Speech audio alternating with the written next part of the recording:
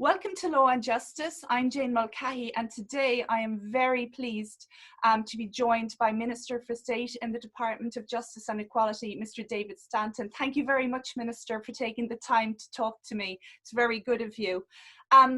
Minister, can you maybe, before we get into the youth justice strategy, which is why I asked to speak with you, but can you tell me a bit about yourself really and your background and how you got into politics and policy making?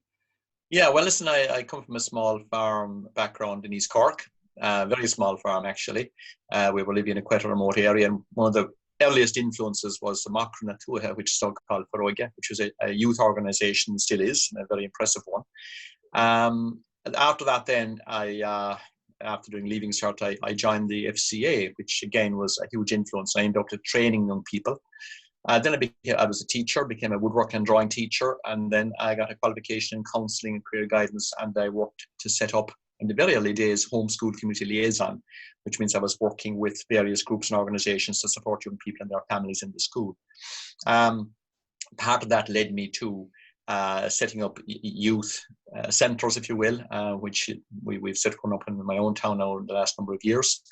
And that kind of got me into the area of politics. I was always interested in politics, but I was invited to run in 1997, which is 23 years ago now, this next month actually.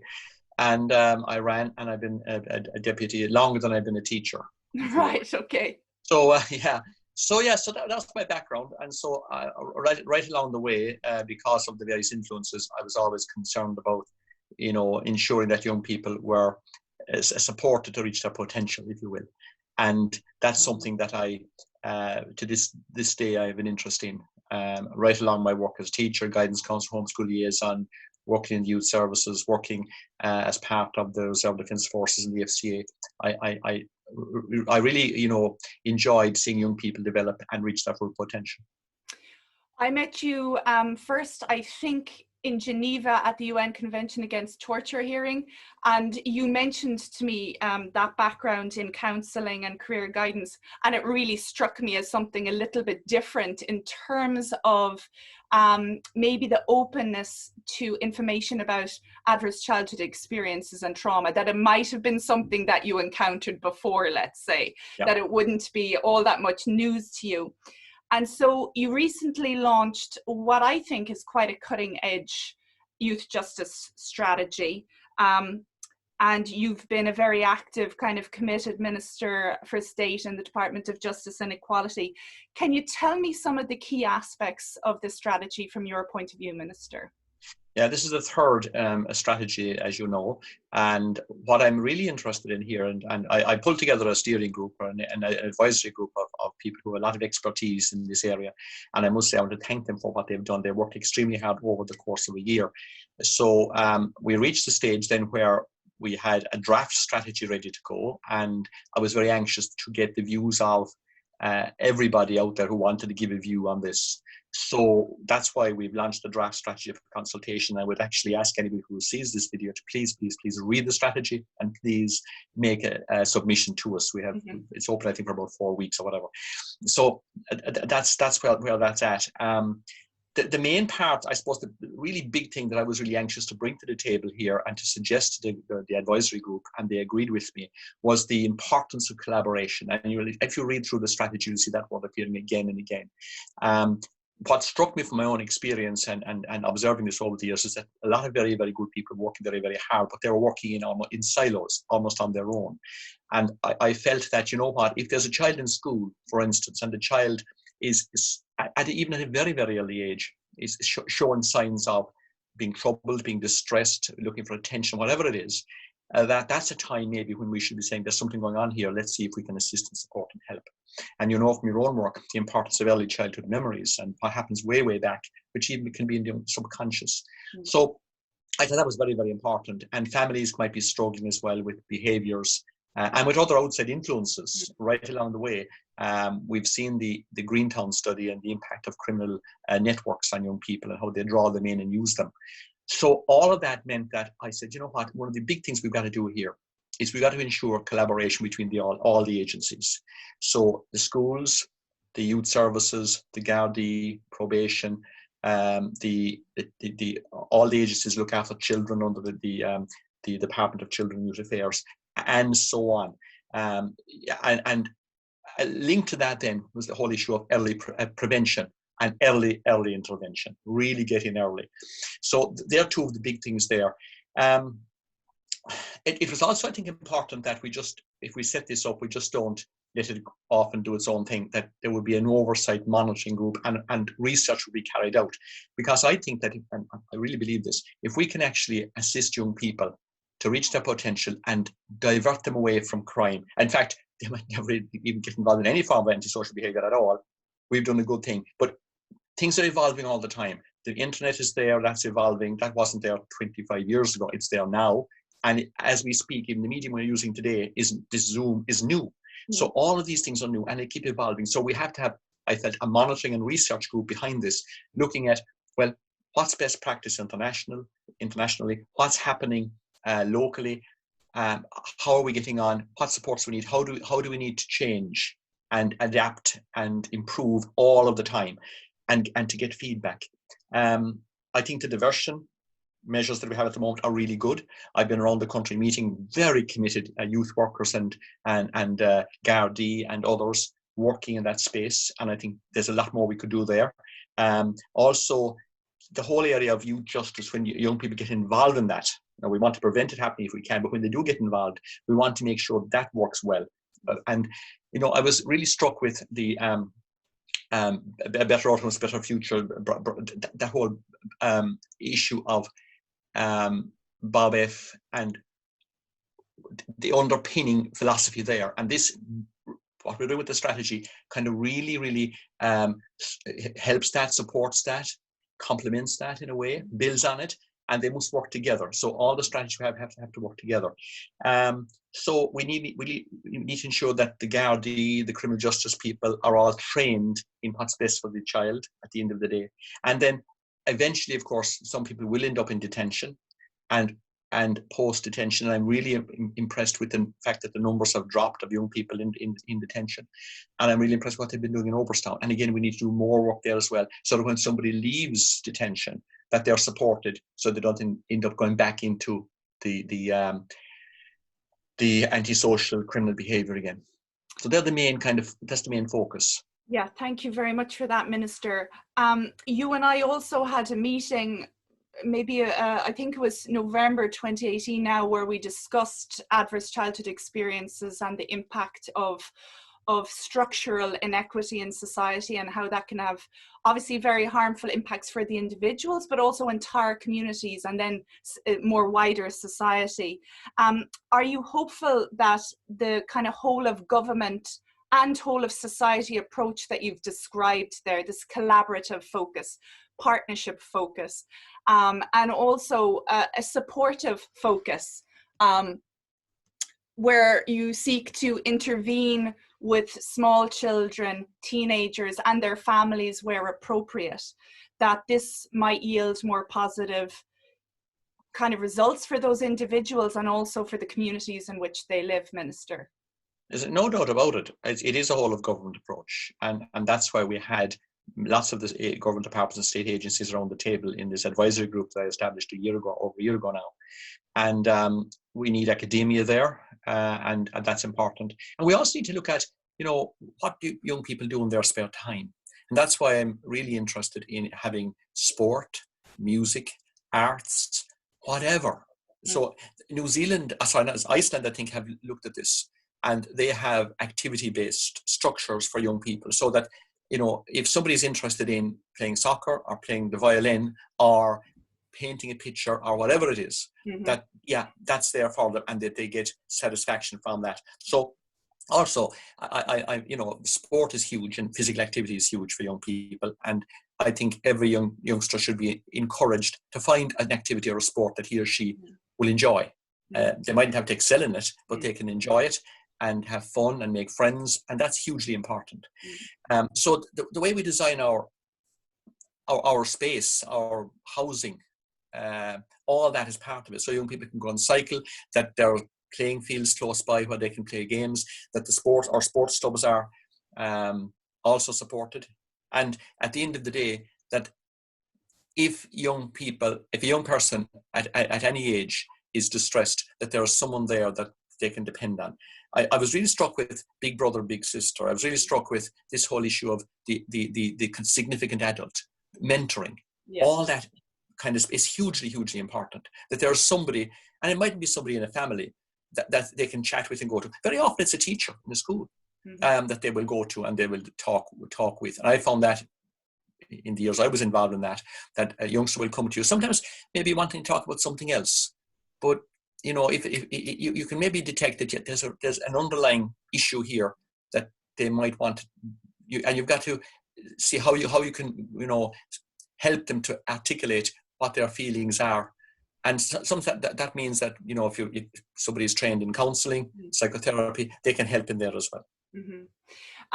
One of the things that kind of leapt out at me when I was reading it, while it wasn't, I don't think the words were directly used, but was this concept of at every stage we must be looking at fostering relational health for the child and for their wider family if necessary, and within the community.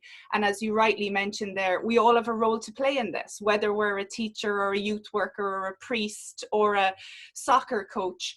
And the other thing, from the kind of healing from trauma perspective, is that things like sports and arts and theatre, anything that you can be good at helps you heal from trauma, but also fosters competence and a sense of a purpose in the world. So there's definitely lots of good stuff there. In relation to relationships, Minister, there's a lady called Mary Glasgow in Scotland. I heard her speak at the ACE Aware Nation conference in 2018, and she's head of Children First. But she was saying that relationships are an evidence-based program. And indeed, there is lots of evidence in the mental health context that it's not so much the intervention per se, the type of modality that you use, whether it's CBT or you know, talk therapies, but the therapeutic relationship, the quality of that relationship matters most. And do you think yourself, in terms of bedding down this strategy, you know, with whatever alterations that might come in time, that it has to be one of the key goals of all those working with children and families to foster this relational health?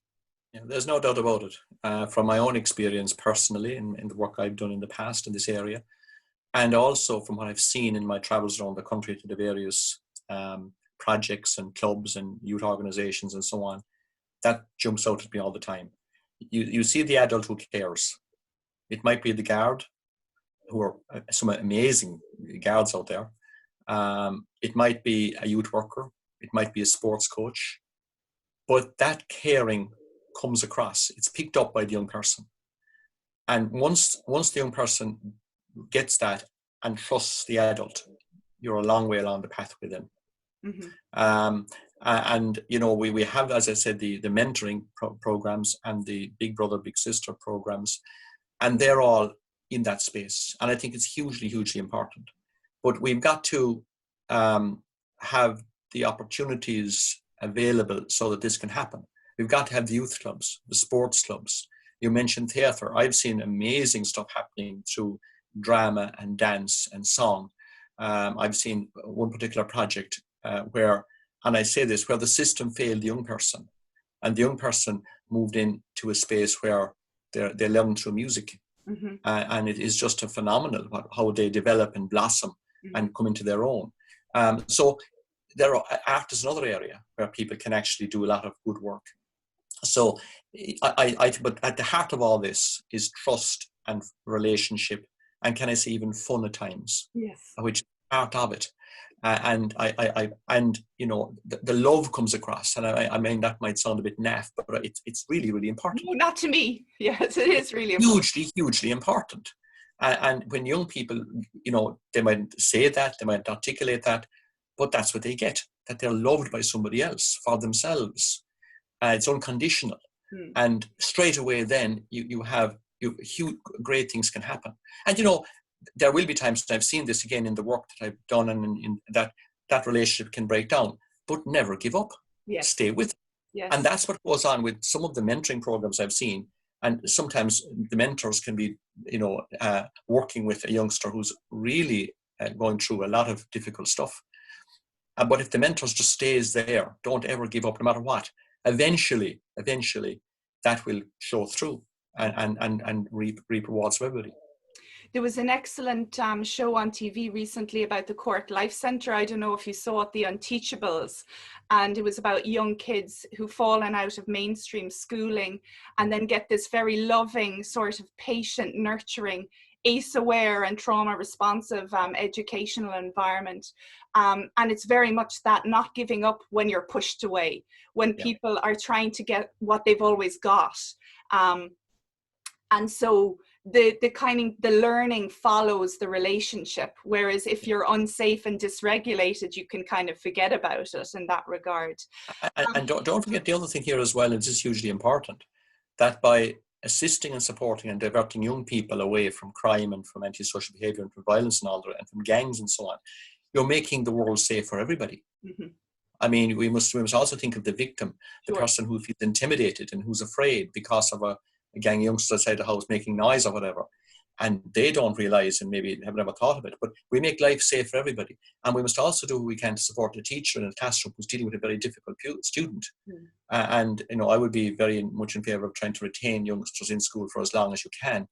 But we must also find ways of supporting the teachers in school who very often can feel they're on their own in a classroom, and they have a responsibility to the other 23 or 24 youngsters in a classroom as well. And if there's one child who has difficulties and issues and who's looking for attention, who's acting up in some particular way, we've got to find a way of intervening and supporting in a positive way there too, to make life safer and better for everybody. Absolutely.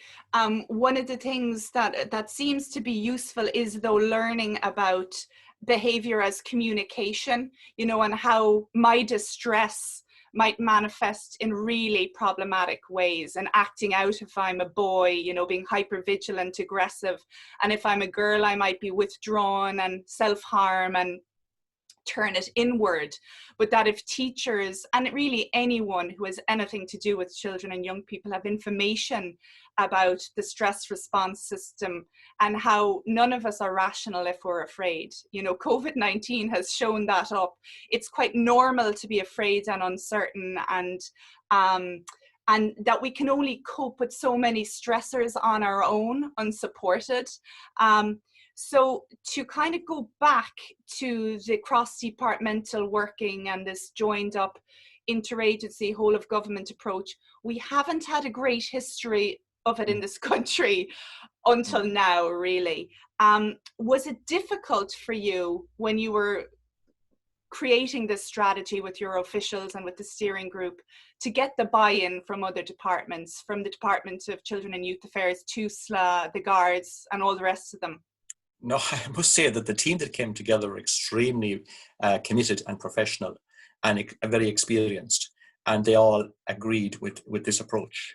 So that wasn't an issue. I think the issue was to actually bring it. And remember, the Commission on the Future for Policing kind of highlighted this need that work in collaboration. And so have many, many reports over the years. So I'm hoping now that if this strategy can go forward, where the minister is going to be, and it'll be up to the next government, the next minister to drive it on. We brought it so far, thankfully, that sense of collaboration will continue, and that people won't feel themselves left in silos. Mm-hmm. And that's the experience in other jurisdictions as well. This is how this best succeeds. There have been a number of projects around Ireland, like Dublin North and the City, where all the agencies work together is an area as well, which shows this can actually work. So I certainly will be encouraging that this will be the way forward. And one of the other aspects of the strategy that was kind of interesting is, so this is a youth justice strategy, which some people might think might stop at 18, so children. But it actually goes further than that, doesn't it, Minister? Doesn't it include slightly older people? It actually does. And, again, I attended, IRPT had a seminar last November in Dublin, and I attended that, and the theme of it was, 0 to 24. And a lot of the work we've been doing indicates that young people don't, keep developing until they're 24, keep maturing until they're 24. So we discussed that, and we felt, yes, we need to actually include up to the 24. Now, there are all kinds of implications there for our legal system and how things operate, our prisons and everything else. But I think it's important that if the evidence is showing, that's why we've got to go back to the research and the monitoring. If the evidence is showing that, yes, we can make positive interventions right up to the age of 24, even to the extent of ensuring that if somebody is in a prison, that we have the under 24s not mixing with the over 24s, if you will. That kind of thinking is new. And I think that will reap rewards as well. Because if you think about it, somebody who's 22, 23 is still quite young and can be quite immature even at that stage, and will need help and support and guidance along the way. So that was new. I have seen things like the bail support program, where again that came in there. Bob F itself is kind of looking in that space too. So a lot of the evidence we've looked at indicates, yes, we need to go beyond the 18, and right up to like as 24 seems to be the age. Yeah. Okay. I'm nearly done with you now, so you can move on to all the rest of your Zoom commitments for the day. But to go back to prevention and early intervention, which I find super important and fascinating, and isn't always seen as the job of justice or criminal justice. What I've found from my own research is that what happens to us as babies and infants, you know, in our first 1,000 days, pre-verbal memories, attachment trauma, relational trauma, where maybe the mom had postnatal depression, was a single parent, unsupported, living in poverty, and that type of thing. And just to show you my I don't know if you can see it on the screen, this is my baby daughter's foot when she was 1 week old. So the thing is that the boys in the hoodies who end up on street corners being very menacing and threatening to their neighbors, or who end up in restricted regimes and prisons, started that small and were that vulnerable. So do you think that we do as a nation enough to protect and support families and early childhood minister? Is there more that we can do you think? Yeah, we had the Department of Health and the Department of Children and Youth Affairs around the table, and they were very, very positive and supportive in this area. And yes, there's always more we can do. Part of my own work, I did some work on Adlerian approaches, and part of that was to look at the early memories. And invariably, if I was dealing with a child who had some behavioural issues, and you go back, what's your earliest memory? Very often you found there was something happened and they could still remember when they were from 2 or 3. And I also understand, obviously, that sometimes these memories might be, let me possibly articulate these memories, but they're there. So that trauma is hugely important. And so that's why we need the whole of government approach: health, children, the Gardaí, and everyone else. And as I said at the start, that makes it, this would make our country safer for everybody. And unfortunately, we will still need detention, and we will still need post-detention. But again, if we have a joined-up approach from 0 to 24, right along the way, from early intervention, prevention, right up to detention and post-release, and have our supports not thinking. And, you know, some of this can be tough as well. It's not soft stuff, and we've got to put the resources in there. The easy thing sometimes can be to lock someone up and throw away the key. That's the easy bit. The hard bit is, the challenging bit is, how can you intervene at the earliest possible time and right along the way as appropriate to ensure that the youngster needs the supports, needs the challenges to be diverted away from crime and antisocial behaviour and lead a fulfilling life. And that's what we all need and want for our own families, for our neighbours, for our friends, and for everybody. Now, it's challenging. It's going to take certain resources, but I think these are resources well spent, because if you prevent one person from ending up in a prison, look at all the trauma you're saving, look at all the cost you're saving, and everything else along the way. Yeah. So it's a new way of thinking. And again, I would urge people who will watch this video, please read the draft strategy. It's a draft strategy now, it's not a final document.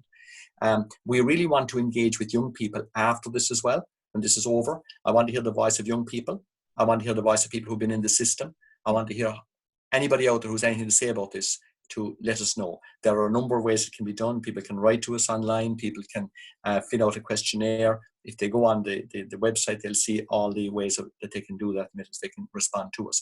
And hopefully when this COVID-19 thing is done and dusted, we'll be able to have further consultation and discussion, but that will probably be for the new administration coming in, and whoever will have the responsibility. But I was glad to be able to take it this far, and I want to thank everybody involved, because the team that I brought together last February 2019 worked very hard. I was very impressed with their commitment. My officials as well were really committed, as were the officials from the other government departments, because I think they all saw the value and the benefit that can flow from this. Yeah, and I think it comes across, to be fair, as someone who's well able to be critical, you know, I think it does come across that it has a vision, it is forward thinking, it is ambitious. As you say, it won't be easy, but the right thing to do isn't always the easy thing to do. And as you say, people can consult. Sometimes, you know, people with lived experience kind of go, why haven't I been contacted? This is their opportunity. If they think something is missing, or that something could be beefed up, they can fill in the questionnaire or send an email. They can look up the Department of Justice website, isn't that correct, Minister? And it'll be easy enough to do there. Well, thank you, Jane. That's what we're inviting people to do. Okay, well, Minister David Stanton, thank you so much for speaking to me today, and congratulations on I think, a very positive draft strategy, and for all your work over the last few years. Best of luck going forward. Thank you. Okay, bye-bye.